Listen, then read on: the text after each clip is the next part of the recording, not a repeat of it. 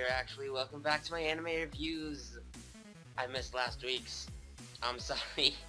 Basically, almost every week I will review another anime or a new season of a new anime and give you guys my opinion. So alright, let's get to the main point. This week's anime is an extremely popular newish anime that ended very recently, or when I wrote this script very recently. No Game, No Life. Me and Rashomon have gone crazy over this anime ever since it started, and we are happy to review it, or I'm happy to review it. He'd be here too, but yeah, it's cool. Bitch. This anime only has an English dub, of course, considering it's really new, so let's get straight to it. Okay, so like usual, I will only be explaining the most important parts of this anime, like the character, story, setting, relationships, voice acting, animations, music, and the genre. And of course, we're going to start with the genre like usual for the picky people. People are saying it's very similar to Sword Art Online, but it isn't in the slightest. It's very shonen, adventure-based, somewhat edgy, and filled with fantasy elements. Now for the setting. The setting is based in a virtual world, but no one knows that it's fabricated other than the main characters and the god of the world. In this world, there is no war, no murder, and all conflicts must be dealt in the form of a game. For example, Rashomon and I both want the same last bag of chips. We play a game for it. There are specific rules that must be followed at all times, but I'll save my time and I'll leave it for you to find out yourself. This world does not only have humans, but also have multiple different races, blue ghouls, elves, humanity, which are actually the humans of the world, and etc. There's a lot more. Now for the characters. I will be explaining the main two characters only. People will argue that there's 3 or 4, but to me the main two are the main two. First is Sora. He's a 16-year-old perverted video game genius virgin who is sucked into a video game world after beating the god of the world and is asked to unite the world. He is a genius at strategy games and is great at telling when people cheat and is great at cheating himself, but he is incomplete without his stepsister, Shiro. Second is, of course, Shiro. She is a quiet, lolicon-like younger stepsister genius who is sucked into the video game world after beating the god of the world and is asked to unite the world. She is a genius at calculations and can speak over 20 different languages and can learn a new one in 15 minutes or less. She is amazing at chess and FPS games, but is incomplete without her stepbrother, Sora. Now for the story. Sora and Shiro are shown playing video games until they are challenged by someone named Tet to a game of chess. They win and are sent into a fantasy world and is asked by the god of the world, Tet, to unite the world and one day battle him again. So they enter this world to find out about the game rules and aim to be the king of the humanity. Now for the animations. The animations were amazing as hell. They were beautiful and colorful and smooth. This anime was made by Madhouse, the people who created Death Note and Beyblade and Hunter x Hunter, so I expected some sick animations and I got what I wanted. They were very bright and vibrant.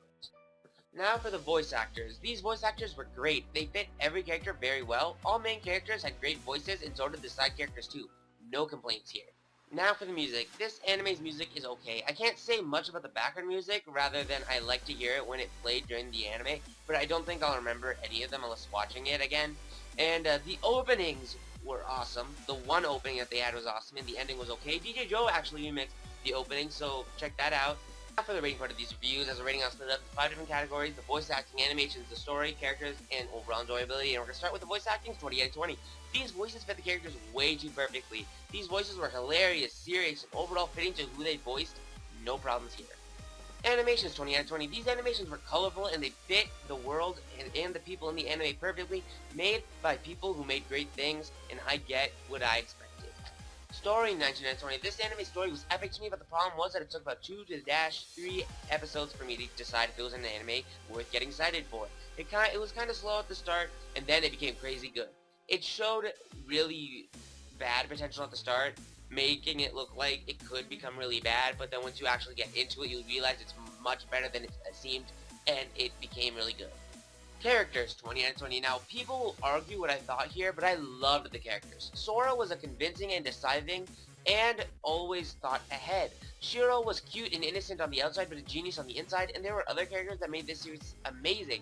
Now, people will argue that it's bullshit that Sora knew everything, and knew everything that was gonna happen before it did, but it's a fucking anime. That's how it works. There's no logic usually here, not to mention they're in a fantasy world. People will also argue that there is too much fan service, but how they make the fan service actually continue the story, unlike anime like Fairy Tail, was amazing.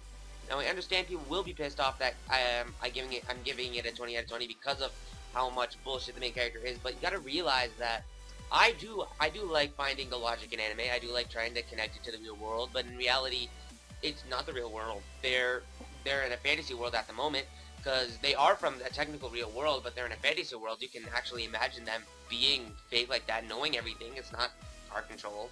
So I liked it. I don't know about you, but in my opinion, I liked it. Enjoyability 20 out of 20. I enjoy this anime way too much. Every Wednesday after gym class would be my lunch, and we would run to Rashomон's house. Me and Rashomon would just run there and watch every new episode every Wednesday. This anime is something that once you get into it, it will make you want to watch more, and I can't wait for a second season. Overall score, 99 out of 100, 99% an A+ for this anime. I hope you enjoyed the video, and next week I have an anime plan to review, but if you can recommend a bad anime I should review, considering I haven't reviewed a bad one in a long time. There should be a link to watch this anime, not download, but to watch it online, free, on Crunchyroll. Thank you guys for watching, so that's what the rest may be. I will see you guys next time.